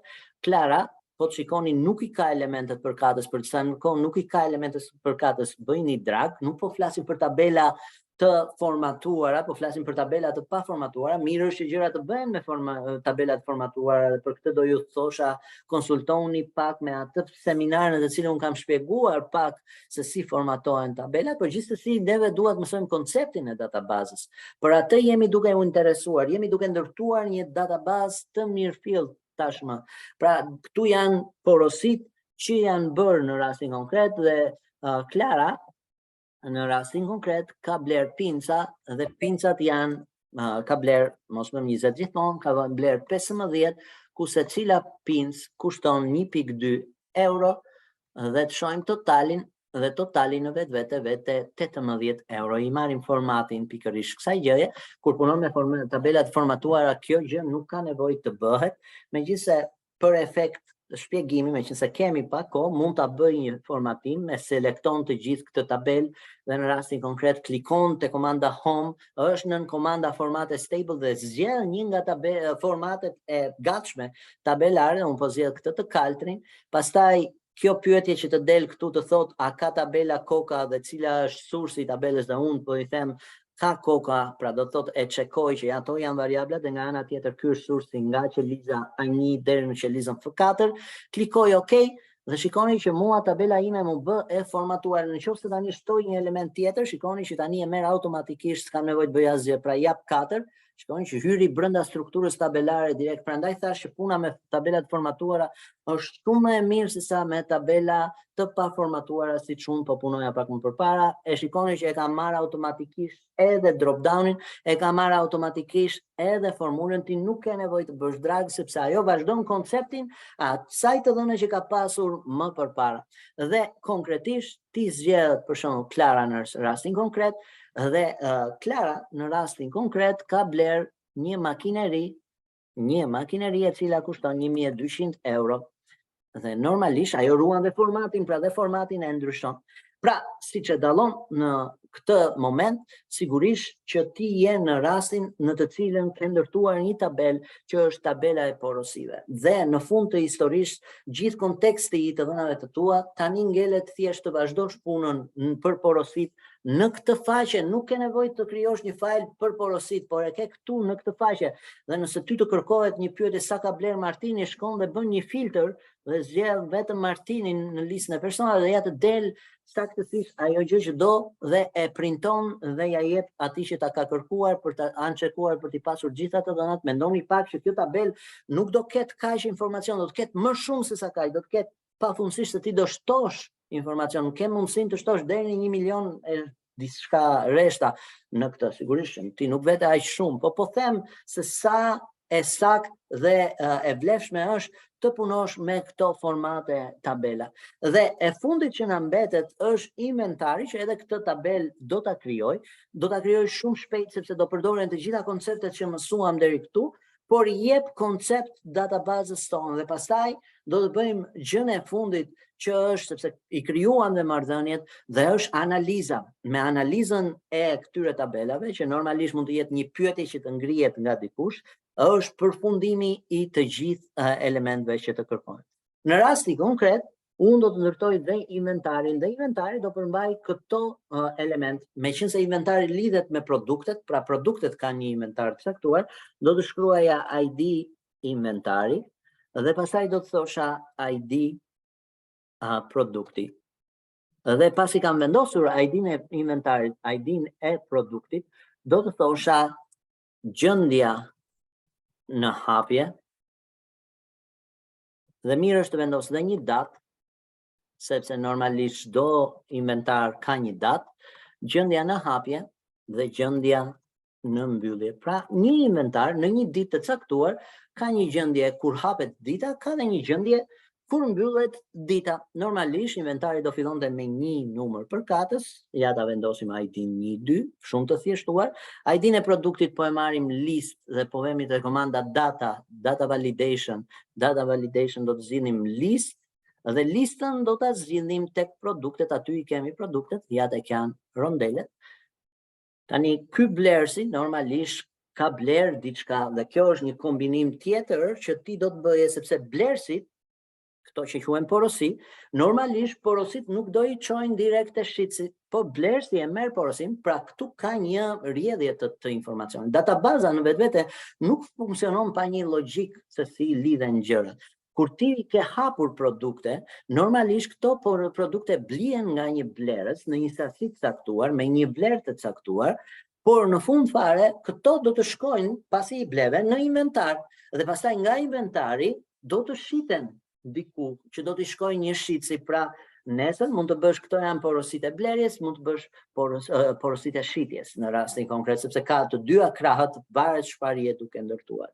Dhe në rastin konkret, shikojeni me vëmendje që inventari do të kishte ID-n e inventarit, ID-n e produktit, datën, gjendjen në hapje dhe gjendjen në mbyllje. ID-n e produktit e marrim sikur është rondele për njërin dhe po marrim pinca. Por po ndryshoj pak njërin nga porosit që të ketë rondele edhe Klara. Pra shtojmë një element tjetër, Klara përsëri, mjafton të shkruash njërin nga emri dhe të del, do zgjedh R, mjafton të shkruash një shkronjë dhe të del e gjitha ajo elemente listës që i ke brenda listës ato, prandaj të del, po i jap sasinë sikur është 12 dhe çmimin e ka 1.5 euro dhe është 18 euro në rastin konkret rondele. Pra kjo i ka rondelet me një çmim më të shtrenjtë nuk janë i njëjti tip rondele, siç duket, dhe tani jam tek inventari. Dhe pyetja e parë që ngrihet është në këtë datë specifike, pra kjo është porosia kur është bërë, neve nuk e kemi shtuar datën këtu, supozojmë se do e kishim dhe datën dhe do të ta tregonte fare mirë se kur është kjo, po hajtë ta shtojmë dhe datën, meqense e duam për analizën tonë, se jemi futur pak dhe në konceptet e analizës, ndërkohë që ndërtojmë tabelat tona dhe të themi është data e porosisë. Supozojmë se të gjitha këto janë në ditën e sotme dhe është 2028, nuk na lejon, arsyeja pse nuk na lejon është sepse neve bëm një shtim variabli që vinte nga ky variabël që ishte ID e vlerësit, mund ta selektojmë dhe pasi e selektojmë shkojmë te komanda data, zgjedhim data validation dhe ja heqim listën, sepse na pengon lista që të kryejmë veprimet përkatëse. Klikoj OK dhe pasi klikoj OK, tashmë jam tek data e porosisë. Dhe tek data e porosisë në rastin konkret supozoj se është dita e sotme që mund të shkruhet manualisht ose mund të shkruhet edhe me formulën barazi today, që do të thotë dita e sotme. E bëj drag në rastin konkret dhe shikoni që un kam ditën e sotme si datë të porosisë. Inventari do marri pikërisht këtë datë që në rastin konkret është barazi 2/28, jo barazi, se vendosa gabim, 2/28, falni, 2023, kjo është data përkatëse. Gjendja në hapje, normalisht, përderisa s'ka një datë paraardhëse, është 0, sepse normalisht fillon me 0. Kurse gjendja në mbyllje, dhe kjo është ajo elementi që tani në ndërlidh tabelën inventari me tabelën porosit, pra e kemi një ndërlidhje edhe brenda tabelës porosit, dhe gjendja në mbyllje do më ishte e barabartë. Dhe do përdorë në rastin konkret, si gjendje në mbyllje, sa ka bler totalisht të gjithë personat në këtë datë, dhe unë do t'i jap formulën sum if. Sum if ose sum if, le të themi janë formulat të cilat bëjnë, ose funksionet të cilat bëjnë shuma me kushte. Ndërkohë që ty në qoftë se unë do bëja pa kushte, pra të mos thosha që të jenë rondele, që të jenë në datën 28/2/2023, do ishte thjesht funksioni shumë. Në rastin konkret është funksioni sum if, dhe ky funksioni sum if në rastin konkret më kërkon kushte, dhe meqense unë kam më shumë se sa një kushte, pra kam në radh para ID-n e produktit që të jetë rondele, së dyti kam datën që duhet të jetë 28/2, normalisht duhet të bëj më shumë se sa një kusht, që do të thotë është sum ifs. Hap klapën dhe ajo që kërkon si variabël të parë është cila është variabli që do t'i bësh shumën. Dhe unë do t'i them tek tabela porosit do më bësh shumën e sasive. Kjo është kolona që do më bëj shumën. Pastaj, formula ime vazhdon me cili është kolona e kriterit të parë, dhe unë do t'i them, kolona e kriterit të parë është data e porosisë, ku ky kriter është i barabartë me atë që unë e kam tek inventari qelizën C2. Pastaj pas kësaj kam edhe një kriter tjetër që ka të bëj me ID-n e produktit, dhe shkoj te porosit dhe i them do më marrësh kolonën D që është ID-t e produktit që janë te porosit, dhe do i them kriteri përkatës tek inventari që është qeliza B2. Dhe mbyll klapën, dhe tashmë funksioni është ndërtuar, dhe shikoni që gjendja në mbyllje në rastin konkret është 32. E nëse dhe për pincat dua të bëj të njëjtën analizë, përsëri duke ruajtur të njëjtën datë, sepse nëse do lija datë tjetër do më nxirrte 0, përsëri jam 0 në hapje, ndërsa në mbyllje ja tek më doli 15. Dhe po të shikoj pak me mendje të porosit, në rastin konkret të rondeleve jam 20 plus 12, 32, ndërkohë që për pinca jam vetëm 15. Dhe unë kam ndërtuar aktualisht të gjitha tabelat për këtë database time. Dhe pyetja që lind në një moment të caktuar është e tillë. Ti tashmë që ke çdo tabel që të është shfaqur në databazën tënde, që mund ta formatosh shumë kollaj, shko home, i japim formate stable, i bëjmë shpejt e shpejt to që ti lëm të formatuar. Pra kjo është porosit, kjo është inventari, kjo është produktet, unë mund t'i selektoj përsëri, t'i çoj formate stable. Një element shumë i rëndësishëm është që të mos i lejosh të tjerëve të kenë një pamje të tillë vizuale që nuk të jep konceptin tabelar, sepse ty të duket sikur do vazhdosh punën në rastin konkret, është selektoj qelizën që është në fund të tabelës tënde, pastaj nga tastiera mbaj Ctrl Shift dhe butonin që shkon në të djathtë, dhe shikoni që selektojnë të gjitha kolonat, kliko me të djathtë në një nga kolonat dhe jepi hide, dhe shikon që ato që të mbeten në listat e tabelave të tua janë vetëm 4 kolonat që ti ke identitet. Dhe për reshtat poshtë do bëja të njëjtën gjë, do selektoja rreshtin 30 për shembull, po mund ta çosh ku të duash, do të selektoja CTRL Shift poshtë tashmë dhe do të klikoja në një nga këto rreshta, pra shkoj edhe një herë sepse pa dashje bëra një klikim, pra shkoj te rreshti 30, pastaj CTRL Shift poshtë, klikoj me të djathtën, i jap hide dhe shikoni që tabela juaj në rastin konkret është vetëm me aq identitete sa ju e keni lejuar dhe në rastin konkret këtu mund t'i transformoni të gjitha tabelat tuaja që të mos përmbajnë pafundësisht kolona dhe mundësisht t'ia hiqni edhe pjesën e grid line ose vizave të padukshme, shkon te komanda view dhe i heq grid lines dhe shikoni që tani tabela juaj ka një kontekst të mirëfillt tabelor dhe ti po të shkosh një për një, këtu mund të shtosh edhe më shumë produkte, mund të shtosh më shumë porosi, mund të vazhdosh të bësh punët përkatëse në secilin prej tyre sapo je duke ndërtuar të gjithë sistemin e magazinës tënde.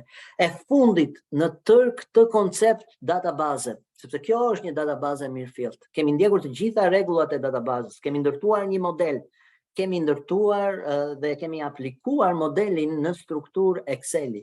Kemi ndërtuar në secilën tabel variablat përkatëse me tipet përkatëse. Kemi ndërlidhur tabelat me njëra tjetrën, ato që varen dhe nuk varen nga njëra tjetra. Elementi i fundit i një database është elementi analizues. Dhe elementi analizues do të ishte një faqe më vete, e cila do të ishte parësore, aty do të bëj gjithë analiza. Klikon me të djathtën, i jep një emër dhe i thua analiza. Dhe unë nuk dua të bëj shumë analiza, sepse ti në këtë faqe mund të bësh të gjitha analizat që ti kërkon mbi databazën tënde.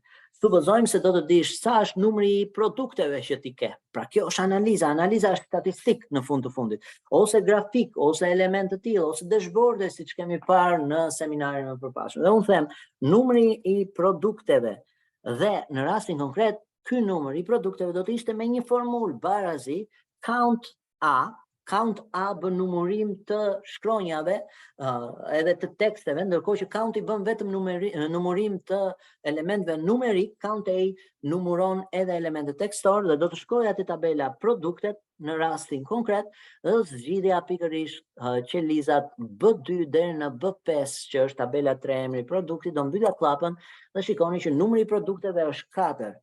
Totali ose më saktë stasia totale e porositur. Është një variabël tjetër që unë e shtoj në rastin konkret është variabël analizues dhe përderisa është variabël analizues, unë do bëj një formulë tjetër dhe kjo formulë do të ishte formula sum, është formulë e thjeshtë, do të shkoja tek porosit, këto janë sasit totale, nuk kam ndonjë kusht, prandaj bëra atë lloj formule dhe sasia totale e porositur është 50, pastaj mund të jetë një pyetje tjetër që është vlera e shpenzuar dhe në rastin konkret vlera e shpenzuar do të ishte funksioni sum përsëri tek porosit dhe tek porosit do të veja do të zgjidhja totalin sepse kjo është vlera që un kam shpenzuar, do t'i vija atë element që quhet elementi valut në rastin konkret jo dollar sepse ishim në euro, pra ishim në euro. Dhe ja tek është kam ndërtuar këtë pjesë. Tani analizën time, sepse jemi një faqe analize, për çfarë kohë është faqe analize, nesër mund të printohet, secili prej shefave tuaj mund të bëj pyetje pafund dhe këto pyetje i jepen përgjigje në këtë analizë, po analiza në rastin konkret merr përgjigje nga elementët përkatës të tabelave të tua, pra kombinon tabelat tuaja dhe jep përgjigje në rastin konkret për secilën prej atyre tabelave. Këto formulat që unë i bëra të thjeshta mund të jenë dhe të komplikuara kur ti merr me kusht që nëse për shembull porositësi është mashkull merr nga kjo tabelë ose nëse është femër merr nga kjo tabelë tjetër, pra varet nga kushti që ti ja jep. Dhe sigurisht që kjo duhet formatuar në formatin e dur që ti dëshiron, s'ka nevojë ta bësh me format standard, i jep një ngjyrë specifike me ngjyrë gri që ta bësh në trajtën sa më moderne, sepse ngjyra gri dhe ngjyra blu e errët janë dy nga ngjyrat që përdoren kryesisht për punë të tilla. Normalisht unë këtë mund ta lë blank dhe të vazhdoj analizën time me ndërtimin edhe të një saktësimi për inventarin në rastin konkret që unë mund të selektoj një nga tabelat, shkoj me insert dhe bëj një pivot table. Pivot table është një koncept që ma transformon njërën nga tabelat e mia në një tabel të përgjithshme, të zgjedhur si pak kushteve të mia. Do t'i them shko në një faqe aktuale ekzistuese, do të shkoj te tabela analiza, do të vendos një vendodhje këtu, do klikoj enter, klikoj OK, shikoni që më del, po ta shvendos pak të më del saktësisht këto element që unë dua, dhe supozoj se dua ID-n e produktit si element tabelar, nga ana tjetër dua datën në nivel kolone dhe gjendjen në mbyllje, sa është gjendja në mbyllje. Shikoni pak me vëmendje që kjo tabel më bën pikërisht sa pinca, sa rondele kam unë në inventar, si gjendje mbyllje për data të përcaktuara, dhe kjo gjë mund të vazhdoj dhe mund të ndërtoj edhe grafik. Mjafton të selektoj këtë insert dhe jap një grafik kolumor, dhe ja tek është në rastin konkret që për data 28 shkurt 2023 unë kam një grafik të tillë, po që sigurisht kjo mund të ecë dhe të bëhet analiza për të gjithë elementët për katës. Dhe konkretisht këto analiza mund të jenë të shumëllojshme në varësi të pyetjeve që ju bëhen. Keni parasysh që të gjitha analizat duhen ruajtur në një vend specifik, në mënyrë që të gjithë pyetjet që do të bëhen të kesh mundësi të japësh përgjigje direkt. Pra këtu në këtë që quhet faqja e analizës, ti do garantosh të gjitha përgjigjet për pyetjet që mund të ngrihen. Konkretisht, kjo është forma se si mund ta transformosh Excelin në një database të mirëfillt pa shumë mundim, duke përdorur sa më pak instrumenta realisht nga ato që databazat e mirëfillta përdorin, dhe duke ja lehtësuar vetes punën maksimalisht. Në fund fare ajo që duhet bësh është të shkosh, ta ruash këtë file duke shkuar te komanda file, pastaj është nën komanda save as, dhe unë sugjeroj përderisa është një database që kjo të mos ruhet kur të dali kjo dritare direkt në desktop ose në një lokacion caktuar pa password. Për ta ruajtur me password ti shkon te lokacioni, pastaj ke nën komandën tools, dhe te nën komanda tools ke një nën komandë që thot general options, klikon tek ajo dhe të del pikërisht elementi që i shton password asaj që quhet worksheet-i yt apo workbook-u yt, dhe unë do të vija një password, garantoj që passwordi mos jetë sekuencial, që do thot numra 1 2 3 4 5 6 7 8 siç i bëjnë shumica, por të ketë një logjik që vetëm ti e di, dhe unë do e bëj për qëllimin ton të mësimit 1 2 3 4 5 6, ajo kërkon edhe një modifikim, password për modifikim, dhe përsëri po vë të njëjtin gjë 1 2 3 4 5 6, kur të klikoj OK, normalisht ajo do kërkoj përsëri password, që të ripërsëris passwordin, dhe kur unë të ripërsëris passwordin, duhet të ripërsëris passwordin që kam futur. Pse? Sepse mund të ndodhi që unë fus një password gabim, dhe pasi e fus këtë password 1 2 3 4 5 6, tani klikoj OK, dhe ma kërkon edhe për modifikimin, sepse i futa për të dyja, qoftë për modifikim, qoftë për ruajtje komplete, sepse ka edhe raste në të cilat ti kërkon ta lësh vetëm për modifikim. Klikoj OK, dhe tani e ruaj në desktop, klikoj save, dhe tashmë ky file mori një emër specifik që është book2, dhe pikërisht ai emri specifik është emri i fajlit tim, emri i databazës time, që unë mund ta ndryshoja, mund të vija një emër tjetër, nuk kishte rëndësi, ama kushdo që do ta hapte këtë workbook, patjetër që do të përballej me passwordin që në fillim, pse? Sepse unë i kam vendosur password, dhe të gjitha gjërat ti i ke të strukturuara sipas metodologjisë që sapo shpjeguam, një modeli ndërvarësive mes tabelave, variablave që të jepen, dhe sigurisht në fund fare për një analizë dhe për një qëllim të caktuar. Faleminderit që ishit në këtë workshop, ashtu siç bëjmë gjithmonë për ta mbyllur në kontekst të gjithë seminarit që sapo bëm, nëse ju keni një pyetje, do të doja që në chat ta shkruani dhe unë të kem mundësi t'ju përgjigjem në këto pak minuta që kanë mbetur. Që nëse s'keni pyetje, patjetër mund të mos shkruani asgjë, dhe unë e kuptoj që s'kemi pyetje, se i kemi kuptuar të gjitha. Po është sigurt që nuk i kemi kuptuar të gjitha, filloni dhe praktikoni me veten tuaj duke testuar veten në gjëra, dhe nëse ju lindin pyetje, mund të më shkruani ato pyetje dhe unë t'ju ndihmoj. Por tani nga kjo që pat, nëse keni një pyetje, ju lutem shkruani në chat, do të pres vetëm 30 sekonda. Nëse s'ka, do ta mbyllim këtë seminar sigurisht duke ju falenderuar dhe duke ju mirëpritur në seancat e tjera, në seminaret e tjera që do të kemi. Nesër do të kemi dokumentimin për ata që janë të regjistruar, dokumentimin standard, dhe nga ana tjetër, pas nesër do të kemi me një ekspert tjetër, jo unë, por dikush tjetër, do të japi CV-n, intervistën e punës, janë specialistë që punojnë në fushën e burimeve njerëzore. Faleminderit edhe një herë, shoqë nuk ka pyetje, kam një pyetje, ja është dikush, Driloni ka bërë një pyetje, ja ta lexojmë pyetjen. Drilon, mund ta shkruash pyetjen. Ndërkohë unë po bëj një specifikim për të gjithë, do të dërgoj certifikatat digjitale për të gjithë ata që janë nga Kosova ose qytetet të tjera, ndërkohë që nga Durrësi dhe nga Tirana do t'ju dërgoj ditën në të cilën do të shpërndahen certifikatat fizike, sepse ato do të merren fizikisht për ata që janë nga Tirana dhe Durrësi, do të shpërndahen nga studentët KBVT për Tiranën dhe studentët KBD për Durrësin në një event të veçantë të organizuar pikërisht për këtë qëllim, shpërndarjen e këtyre tabelave. Atëherë pyetja që ngre Driloni është e tillë: nëse i kemi dy tabela të vendosura njëra mbi tjetrën dhe dëshiroj të bëj insert një kolon në tabelën poshtë, por nuk dua që në tabelën lart të më bëhet insert. Po, pyetja e jote, unë po përpiqem që ta bëj. Teknikisht nuk ruan normat e databazës, sepse që në fillim se po flasim për databazën, ajo që je duke thënë Drilon është puna karakteristike e profesionistëve të cilët nuk e njohin konceptin e databazës. Me të drejtë, ajo që ti thua është që unë do përdor një faqe, kam një tabel këtu, dua të shtoj dhe një tabel tjetër, pra jap kopi kësaj dhe po e çoj këtu poshtë. Me të drejtë, do që të shtosh një rresht në një kolon në pjesën e tabelës sipër, mirë po menjëherë evidentohet dhe në tabelën poshtë. Sapo ke thyer rregullat e databazës në radhë të parë, sepse në një faqe ke vendosur dy tabela dhe përjedhoj nuk je duke ndjekur strukturalisht tabelën, dy nuk bëhet.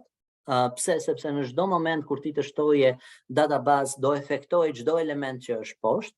Pra që nënkupton që nëse unë klikoj me të djathtën në jap insert, normalisht ajo ma transformon të gjithë të dhënat e mia, edhe sikur unë të selektoja vetëm këto 3 rreshtat e para dhe të jepja insert, dalloni pak insert entire column, në rastin konkret, përsëri ajo më nxjerr një kolon përkatëse, pra nuk kam një opsion që të më bëj lëvizje të pjesshme. Ajo që unë do të bëja personalisht si zgjidhje, megjithëse nuk po flasim për këtë koncept, sepse po flasim për databazat, do të selektoja nga ai vend ku dua të shtoj rresht në tabelën time, duke përdorur butonat e tastierës, CTRL shift, do të shkoja majtas, poshtë, do t'i klikoja CTRL X, dhe do të shkoja tek qeliza F1 CTRL V dhe shikoni që tani unë e lëviza, pra bëhet teknikisht, pra mua më krijuar rreshti i ri, pa më efektuar elementet poshtë, ama e gjitha kjo që sapo shpjegova nuk ruan kontekstin e databazës. Bëri zhvendosje të pjesshme të një pjese të tabelës, por nga ana tjetër nuk ruan konceptet e databazës. Nëse unë do t'ju sugjeroja diçka, mos e krijoni punën tuaj në këtë trajt që në të njëjtin vend të keni disa tabela. Vetëm tek analiza mund të bëhet kjo gjë, që ti mund të kesh disa tabela, por kur bëhet fjalë për tabela kryesore siç pam deri më tani, sigurisht që garantojeni veten tuaj që të jeni në kontekstin e databazës që shpjeguam.